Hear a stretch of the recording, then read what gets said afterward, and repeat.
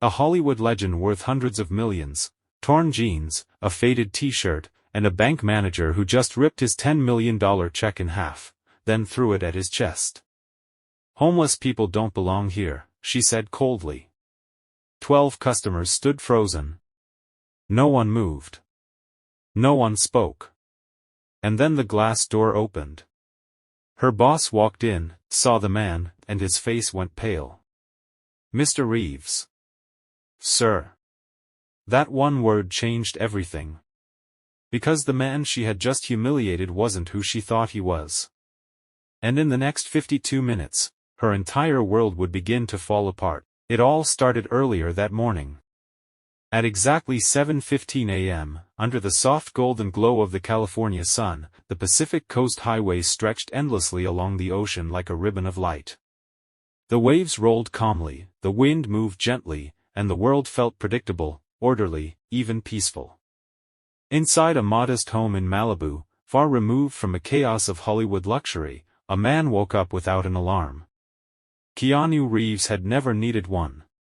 For over 3 decades, his life had been shaped by discipline, routine, and quiet resilience. Early film shoots, sleepless nights, and years of demanding schedules had trained his body to wake naturally, without noise, without urgency. He opened his eyes slowly, sat up, and for a brief moment, just listened, to the silence, to the ocean, to the stillness most people never notice. His home didn't match the image people had of a global superstar. There were no towering gates, no endless rows of luxury cars, no overwhelming displays of wealth. Instead, it was a simple craftsman-style house with an ocean view, comfortable, calm, and grounded. The kind of place that reflected who he really was, not what the world expected him to be. In the garage, instead of exotic cars, there were motorcycles, machines he had built with his own hands. Each one carried a story, not of money, but of passion, patience, and craftsmanship. Because for Keanu, value was never about showing off. It was about meaning. He stood up, walked to the bathroom, and took a quick shower. Nothing elaborate. No luxury routine. Just simple, efficient, and real. When he stepped out, he didn't spend time choosing what to wear. He simply reached for whatever was closest. Worn jeans, slightly torn at the knee. A faded band t-shirt from a concert he had attended decades ago. Boots that had clearly seen years of use. His beard was a few days overdue for trimming, and his long hair fell naturally over his shoulders, unstyled and unbothered. To most people, he didn't look rich. He didn't look important. He didn't look like someone who carried power or influence. He looked like someone the world might ignore. And that had never bothered him. Because Keanu had learned something long ago, something far more valuable than fame or money. It was a lesson his mother had taught him when he was still young. Patricia Taylor, a costume designer and single mother, had raised him with a simple but powerful belief: every person deserves dignity. Not because of what they own, not because of what they wear, and not because of who they are, but simply because they exist. Never let anyone make you feel small, she had told him once. And never make anyone else feel small either. That lesson stayed with him. Through success. Through loss. Through everything. Before leaving the house, Keanu picked up his old messenger bag. It looked worn, like something that had traveled with him for years, and it had. Inside it, carefully placed, was a single piece of paper. A check. Worth $10 million. It was the final payment from a major studio, earned after years of effort, risk, and belief in projects that many people had once dismissed as impossible. Scripts that were rejected. Ideas that were doubted. Stories that no one wanted to fund. But he believed in them. And eventually, they worked. He could have deposited the money instantly. A wire transfer. A mobile deposit. A few taps on a screen and the amount would appear in his account without effort. But that wasn't what he wanted. There was something important about doing things the simple way. Walking into a bank. Placing a check on the counter. being treated like any other person who earned what they had. Not above anyone. Not below anyone. Just equal. He stepped outside, got on his motorcycle, and started the engine. The ride into the city took about 45 minutes. The Pacific Coast Highway gave way to busier roads, then to the structured movement of downtown Los Angeles. Traffic increased. Buildings rose higher. The calm of the ocean slowly transformed into the controlled energy of the financial district. By the time he arrived, it was just afternoon. The bank stood tall and polished, its glass exterior reflecting the movement of the city around it. Inside, everything was designed to communicate one thing: wealth, marble floors, polished counters, soft lighting, and carefully chosen decor that signaled exclusivity. It was the kind of place where appearances mattered. The kind of place where people were silently categorized the moment they walked in. Keanu parked his motorcycle, stepped inside, and immediately felt the shift. The air was different. Cool. Controlled. Observant. Soft jazz music played quietly in the background. Customers stood in line, dressed sharply, fitting perfectly into the environment. Expensive suits, designer handbags, polished shoes, everything aligned with expectation. And then there was him. Torn jeans. Faded shirt. Untrimmed beard. He didn't match. Some people glanced at him briefly. Others avoided eye contact altogether. It wasn't aggressive. It wasn't loud. It was subtle. Stories that no one wanted to fund. But he believed in them. And eventually, they worked. He could have deposited the money instantly. A wire transfer. A mobile deposit. A few taps on a screen and the amount would appear in his account without effort. But that wasn't what he wanted. There was something important about doing things the simple way. Walking into a bank. Placing a check on the counter. Being treated like any other person who earned what they had. Not above anyone. Not below anyone. Just equal. He stepped outside, got on his motorcycle, and started the engine. The ride into the city took about 45 minutes. The Pacific Coast Highway gave way to busier roads, then to the structured movement of downtown Los Angeles. Traffic increased. Buildings rose higher. The calm of the ocean slowly transformed into the controlled energy of the financial district. By the time he arrived, it was just afternoon. The bank stood tall and polished, its glass exterior reflecting the movement of the city around it. Inside, everything was designed to communicate one thing: wealth, marble floors, polished counters, soft lighting, and carefully chosen decor that signaled exclusivity. It was the kind of place where appearances mattered. The kind of place where people were silently categorized the moment they walked in. Keanu parked his motorcycle, stepped inside, and immediately felt the shift. The air was different. Cool. Controlled. Observant. Soft jazz music played quietly in the background. Customers stood in line, dressed sharply, fitting perfectly into the environment. Expensive suits, designer handbags, polished shoes, everything aligned with expectation. And then there was him. Torn jeans. Faded shirt. Untrimmed beard. He didn't match. Some people glanced at him briefly. Others avoided eye contact altogether. It wasn't aggressive. It wasn't loud. It was subtle. But clear. He didn't belong. At least, that's what it looked like. He walked calmly toward the counter, unfazed by the silent judgments around him. At counter 3 sat a woman who had spent nearly 2 decades working in this environment. Victoria Sanders. 18 years of experience had trained her to assess situations quickly, to identify risks, to maintain control. And in that moment, the second she looked up and saw him, she believed she already knew everything she needed to know. Keanu reached into his bag, pulled out the check, and placed it gently on the counter. "I'd like to deposit this," he said. Her eyes dropped to the check, then quickly returned to his face. Something changed. Not dramatically. Not openly. But enough. A slight tightening of her expression. A subtle shift in posture. A judgment forming before a single word was spoken. $10 million. The number didn't match the man standing in front of her. And instead of questioning the assumption, she questioned him. "Where did you get this?" she asked. "Not earned. Not received. Got." The word carried weight. The kind of weight that reveals belief. Keanu didn't react. "It's a payment," he said calmly. But the moment had already shifted. Because in that instant, this was no longer a simple transaction.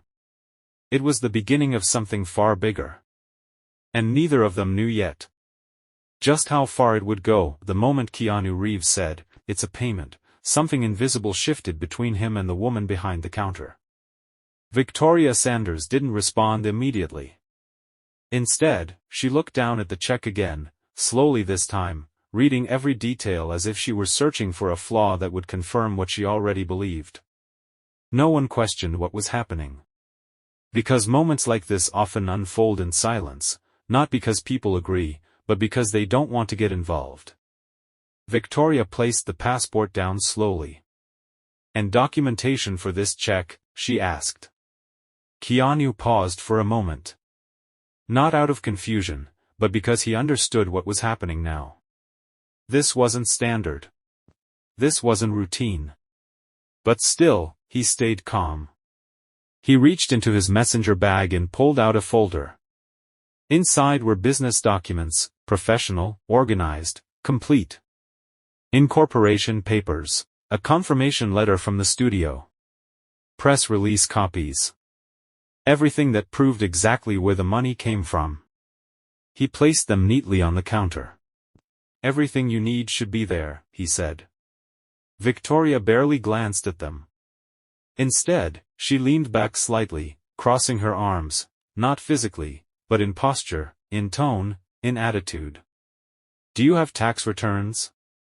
Bank statements? Proof of income?" she asked. The question hung in the air.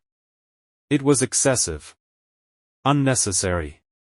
And everyone within earshot could feel it. Keanu's jaw tightened slightly, not in anger, but in awareness. "I've provided everything required for a deposit," he replied calmly. But Victoria didn't step back. "I'm just trying to protect the bank," she said. Her voice carried something now. Not concern. Not caution. But justification. "Fraud is very common with checks of this size," she continued. "People come in all the time with fake documents, stolen identities, situations like this. Situations like this." The phrase lingered. Keanu understood exactly what she meant. Even though she didn't say it directly. Behind him, an elderly woman shifted slightly. Her expression showed discomfort, but she remained silent like everyone else. Because this moment had moved beyond procedure. It had entered something deeper. Something personal. Victoria picked up the phone. "Security," she said clearly. "Can you come to counter 3? I have a situation." The word echoed louder than it should have. Situation. For a man standing calmly. For a legitimate check. For a simple request. The entire lobby felt it. A shift in energy. A quiet escalation. Keanu didn't move. Didn't react. Instead, he slowly reached into his jacket pocket and placed his phone on the counter.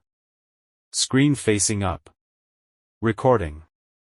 Victoria noticed immediately.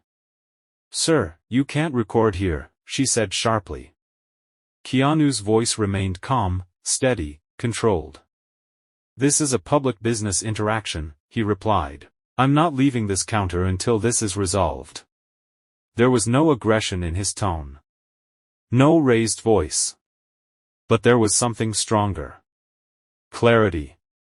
And that made the situation even more uncomfortable. Because calm confidence is harder to challenge than anger. Moments later, the security officer arrived. Marcus Webb.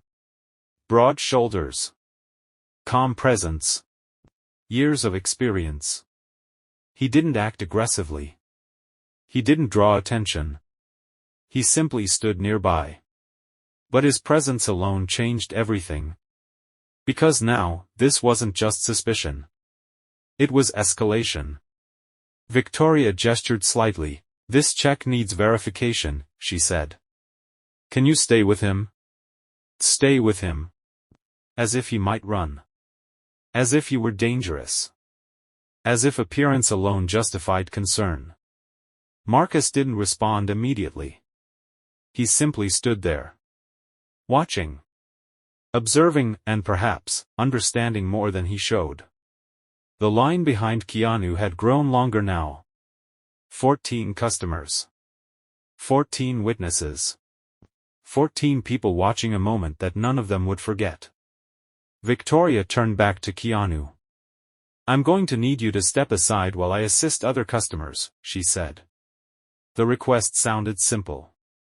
But it wasn't. Because stepping aside meant accepting the judgment. Accepting the delay. Accepting the idea that he was less important. Less valid. Less deserving. Keanu didn't move. "No," he said calmly. The word wasn't loud. But it was firm. Clear. Final. "I'm not stepping aside," he continued. "You're either going to process this transaction, or explain why you're refusing service." The entire room went still. Because now, the balance had shifted.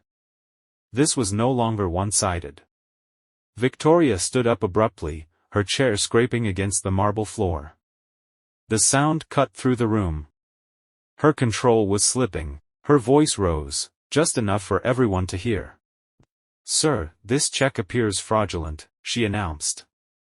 The word hit hard. Fraudulent. Public. Clear.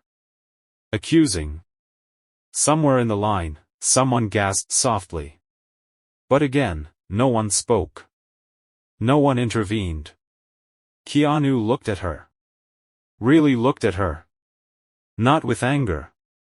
Not with frustration. But with something deeper. Understanding. Because in that moment, he realized. This had nothing to do with the check. And everything to do with perception. He reached into his bag again. Pulled out a business card. And slid it gently across the counter. "Call them," he said quietly. "You'll have your answer in less than a minute." Victoria didn't pick it up. Didn't even look at it. Because accepting it meant questioning her own judgment. And she wasn't ready to do that. Instead, she made a decision. A final one. One that would change everything. And the entire bank was about to witness it. Victoria Sanders stared at the check for a long moment, not because she needed more time to understand it, but because she had already decided what it meant. The business card Keanu had slid across the counter remained untouched, sitting there quietly, an opportunity to verify, to pause, to correct course, but she ignored it, because accepting it would mean admitting doubt, and at this point, her pride had become louder than her judgment. The entire lobby felt frozen.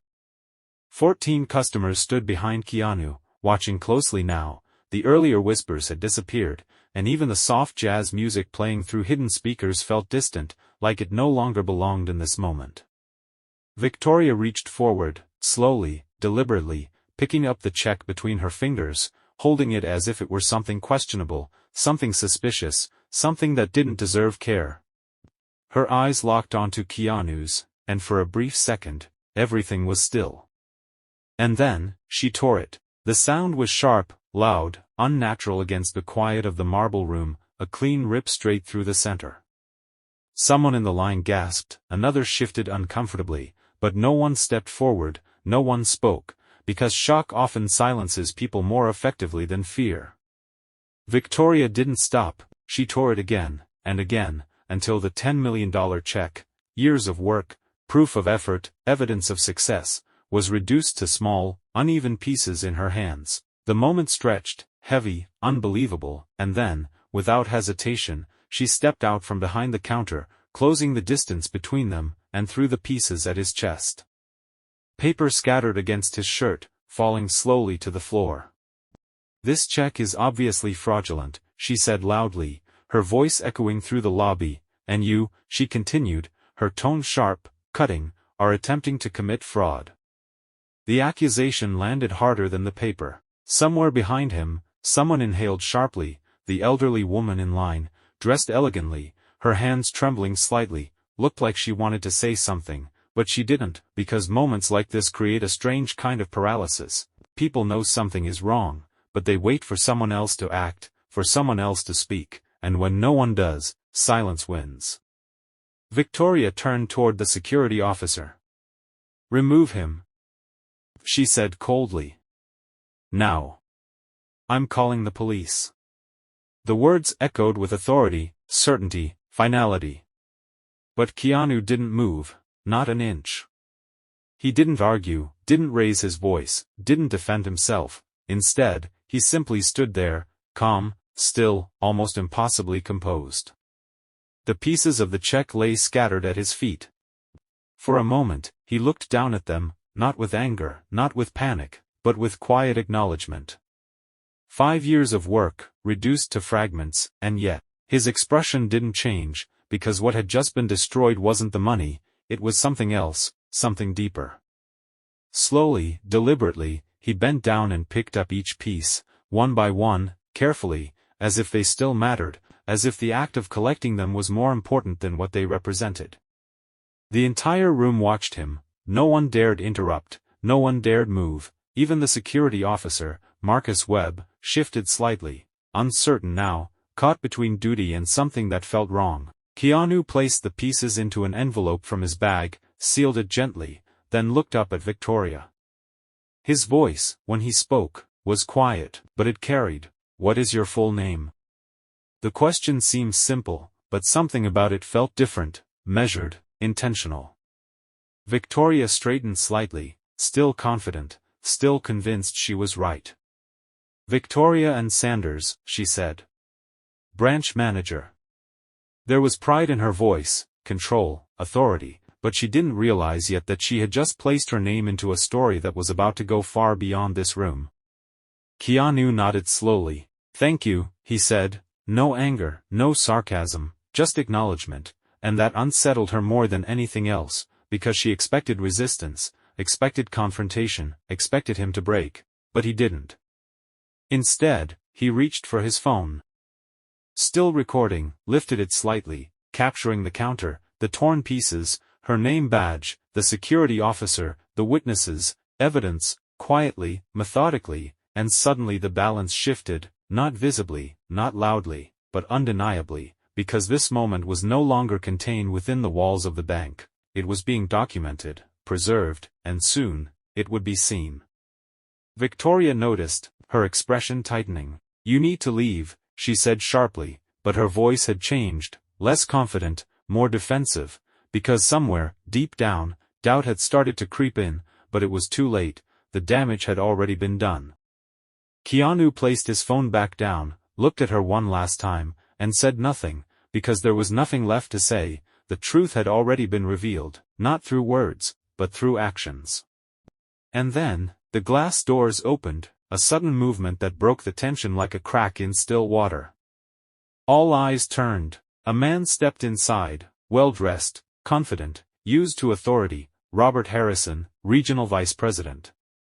He wasn't supposed to be there, just a routine visit, a quick check-in, but the moment he walked in, he knew something was wrong, the silence, the stillness, the way everyone was looking toward counter 3.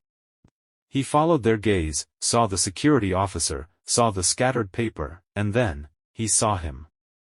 The man standing there, calm, unshaken, unmoved. Something about him felt familiar, not immediately, not clearly, but enough to trigger recognition. Harrison took a step closer, then another, his eyes focused, his expression changed, and suddenly everything clicked. His face went pale, his breath caught. Mr. Reeves. His voice cracked slightly. The room froze again. Sir. That one word shifted everything. Victoria turned slowly, confused, uncertain. What? She asked quietly. Harrison didn't look at her, couldn't. His eyes were locked on Keanu, because in that moment he understood exactly what had happened and exactly how bad it was, because the man standing in front of them was not who they thought he was someone far bigger, far more important, and far more dangerous to underestimate, and just like that, the truth entered the room, and nothing would ever be the same again. Mr. Reeves. Sir. The word didn't just echo, it landed, heavy, final, unavoidable. For a split second, no one in the bank moved, as if time itself had paused to let the realization settle into every corner of the room. Victoria Sanders blinked once, then again, her mind struggling to process what she had just heard. Sir? That word again, but this time it sounded different, not dismissive or cold, but respectful, careful, almost fearful. She turned slowly toward Robert Harrison, her voice uncertain for the first time since this began. You know him? Harrison didn't answer immediately, because in that moment he wasn't thinking about her question, he was thinking about damage, massive, irreversible damage. His eyes dropped to the floor, to the torn pieces of the check, to the envelope in Keanu's hand, to the silent witnesses, and then back to Keanu himself, standing there calm, composed, watching everything unfold without needing to say a word. Harrison swallowed hard. Sir. He said again, stepping forward, his tone filled with urgency. I'm very sorry. The apology came quickly, too quickly, because it wasn't just an apology, it was recognition, and that was exactly the problem. Keanu tilted his head slightly, not in confusion but in observation, because he understood something in that moment that no one else fully grasped yet. The respect had arrived, but only after recognition. Victoria felt it now, the shift, the sudden change in energy. The same man she had just accused, humiliated, and thrown out of her bank was now being addressed like someone important, someone worthy, someone valuable. Her chest tightened. That's not possible, she whispered, but it was, and everyone knew it. Harrison finally turned toward her, his expression no longer controlled but tense, sharp. Victoria, what happened here? The question carried weight, heavy with consequence. She straightened slightly, trying to regain control. This man attempted to deposit a fraudulent check, she said quickly. $10 million. It didn't match his. Stop. Harrison's voice cut through her words like a blade, clean, immediate, unforgiving. The entire room felt it. This wasn't a correction. This was control being taken back. Victoria froze.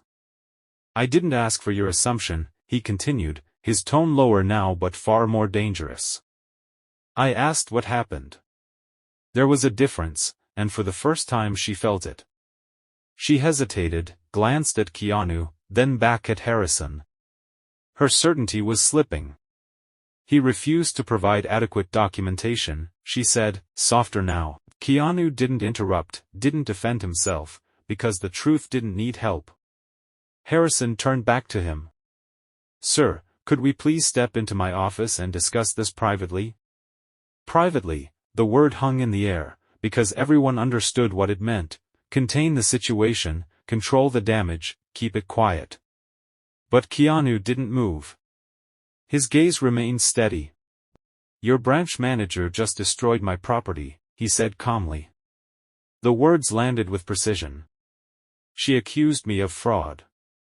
Called security on me, and humiliated me in front of everyone here. Each sentence struck harder than the last, and the witnesses felt it, the weight of what they had just seen. Harrison nodded slowly, his face pale. Yes, and I sincerely apologize for, don't. Keanu interrupted, not aggressively but firmly. You're apologizing to the wrong version of me. The sentence puzzled some, but Harrison understood immediately, and that made it worse. The version you recognize, Keanu continued, is not the version that walked in here. Silence filled the room, complete and undeniable, because now everyone understood, the respect, the sir, the apology, it hadn't been there before.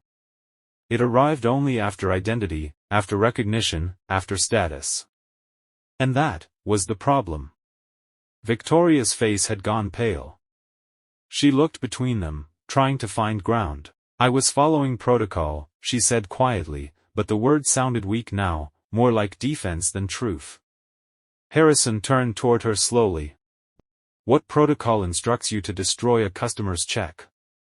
No answer. What protocol tells you to call security on a man standing calmly at your counter? Still nothing. What protocol allows you to insult someone based on how they look?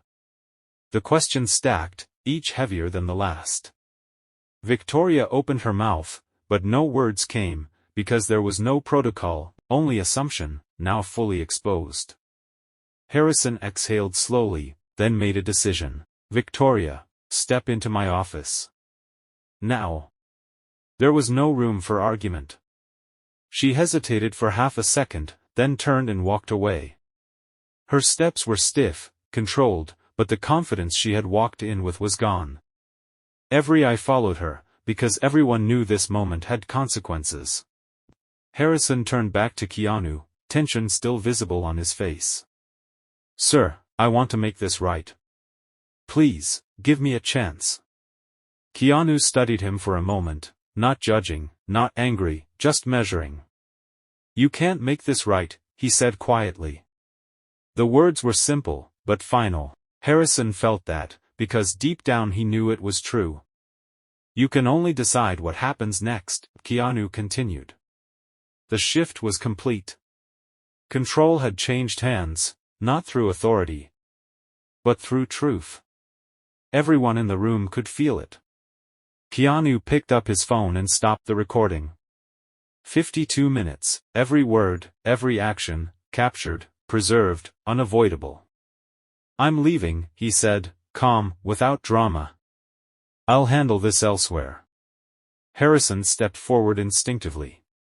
Please, at least let me replace the check. You can't, Keanu replied. It wasn't yours to begin with.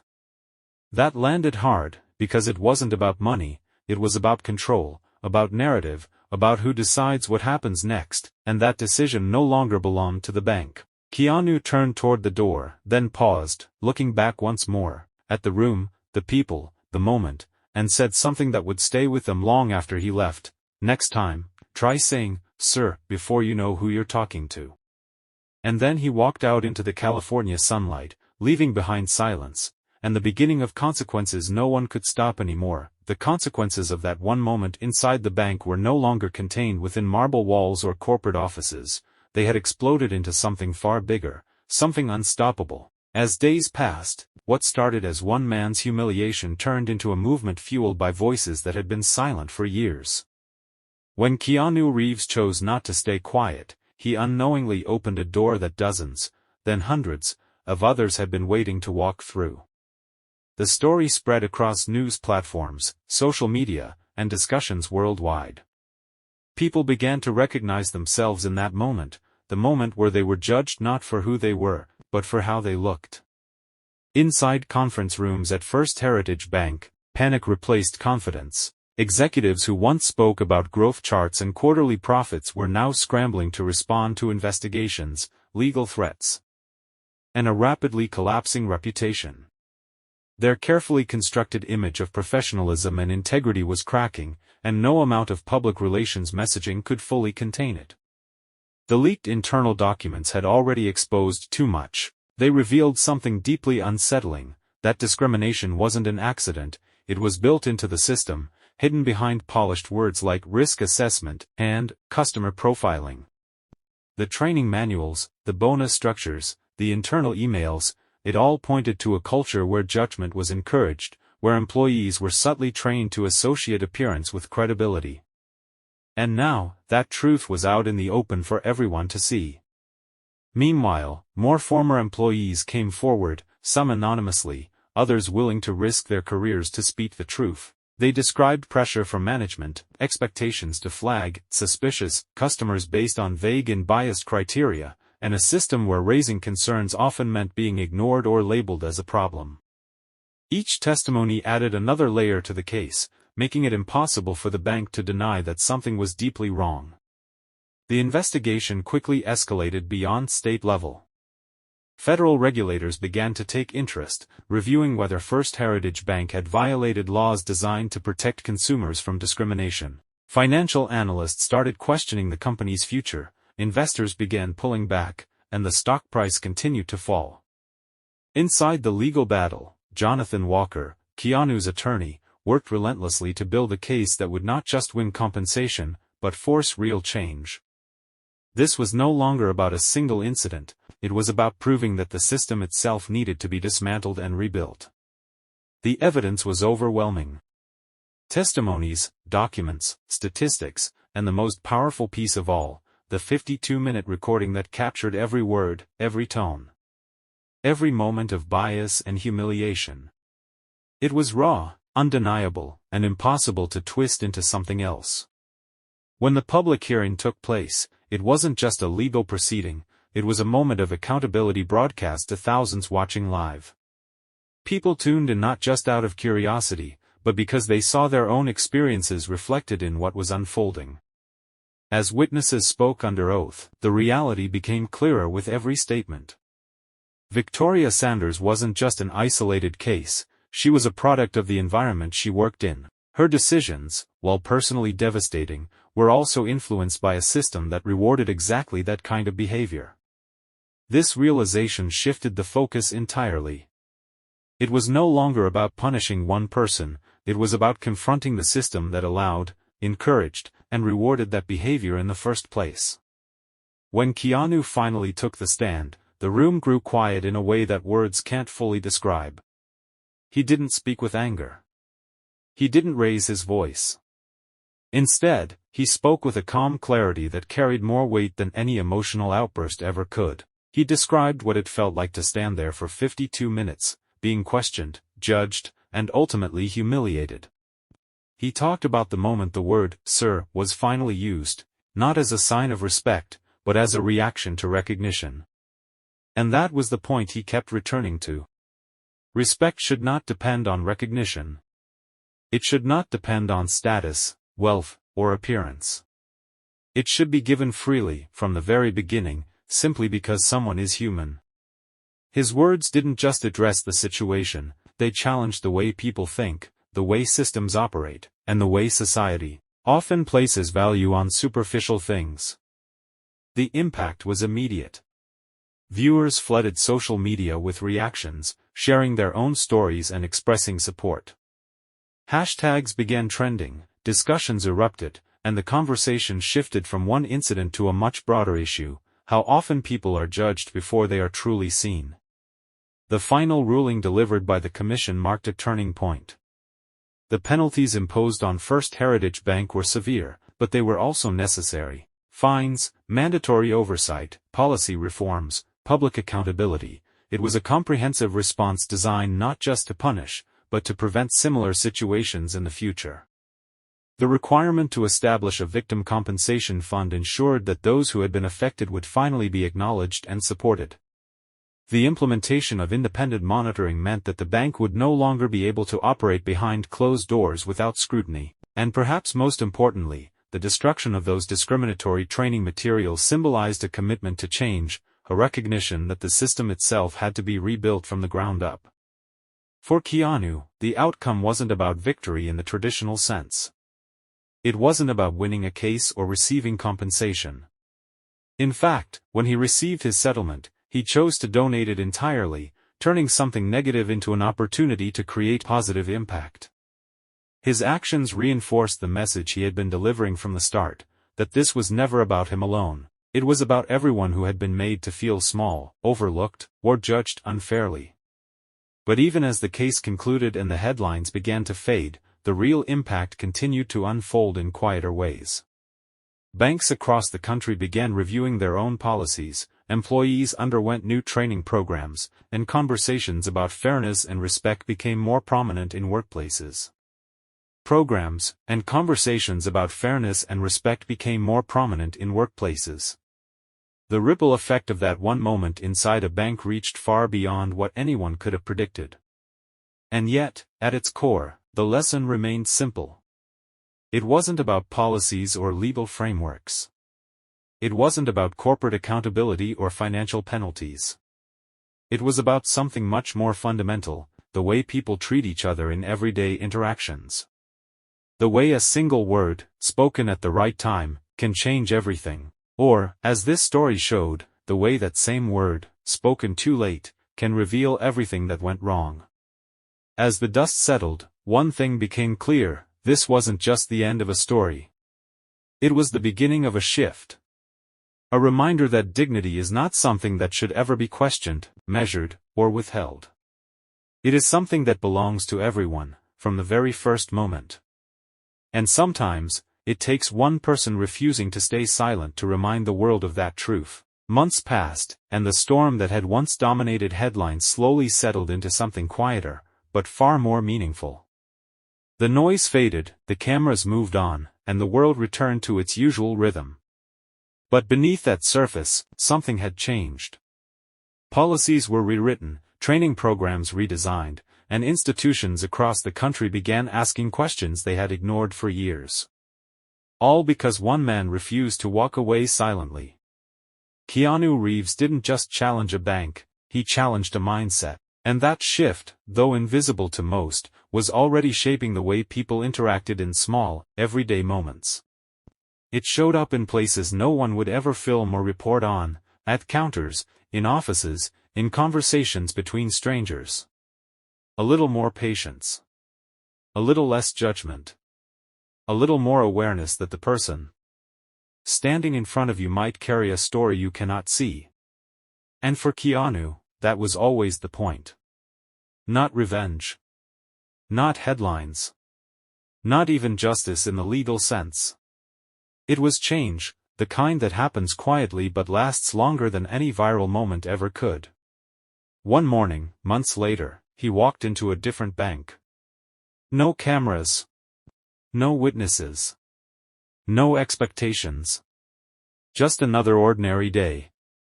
He wore the same kind of clothes he always did, faded jeans, a simple t-shirt, boots worn from years of use. Nothing about him signaled wealth, status, or recognition. He looked, as he always had, like someone the world might overlook. He stepped up to the counter, placed the check down, and waited. The teller looked up, smiled, and said, "Good morning, sir. How can I help you today?" Just like that.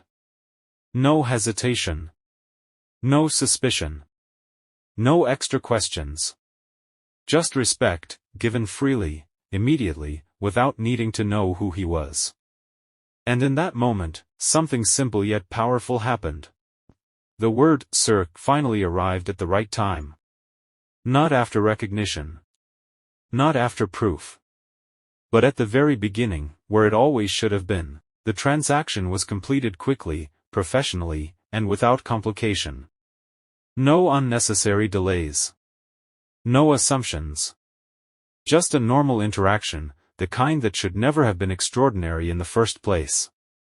As he walked out of the bank, the sunlight felt the same, the world looked the same, but something inside him felt different. Not because of what had happened that day, but because of what had changed since that day months ago. He got on his motorcycle, the engine humming beneath him, and rode along the coast, the ocean stretching endlessly beside him. And as he rode, his thoughts weren't about the lawsuit, or the headlines, or even the people who had wronged him. He thought about his mother.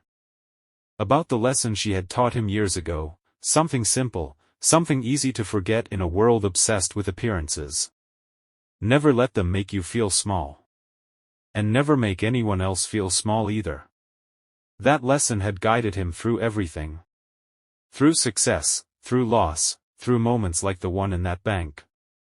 And now, it had come full circle. Because in the end, that story was never really about money. It wasn't about a $10 million check. It wasn't even about a bank. It was about something much deeper, something every person understands, whether they can put it into words or not. The need to be seen. To be treated with dignity. To be respected not because of what you have, but because of who you are. And the truth is, that need exists in every single one of us. No matter where we come from, what we wear, or how we present ourselves to the world. We all stand in front of others, every day, silently asking the same thing: see me. Respect me. Treat me like I matter. And most of the time, those requests go unnoticed. Dismissed. Ignored. Judged before they are even understood. But sometimes, all it takes is one moment, one interaction, one decision, to change that. The story of that torn check became something much bigger than anyone expected. It became a reminder. A lesson. A challenge to everyone who heard it. Because it forces a simple but uncomfortable question: how do you treat people when you don't know who they are? When there are no cameras, no consequences, no recognition waiting on the other side? Do you still offer respect? Do you still choose dignity? Or do you make assumptions based on what you see? That is the real test. Not how we treat the powerful, or the famous, or the successful, but how we treat the unknown. The ordinary. The person who might never be able to hold us accountable. Victoria Sanders lost her job, her career, and her reputation. But that was only part of the story. The bigger loss was something harder to measure: the inability to understand what went wrong. Because the truth is, consequences can force change in behavior, but they cannot always create understanding. And without understanding, the lesson remains incomplete.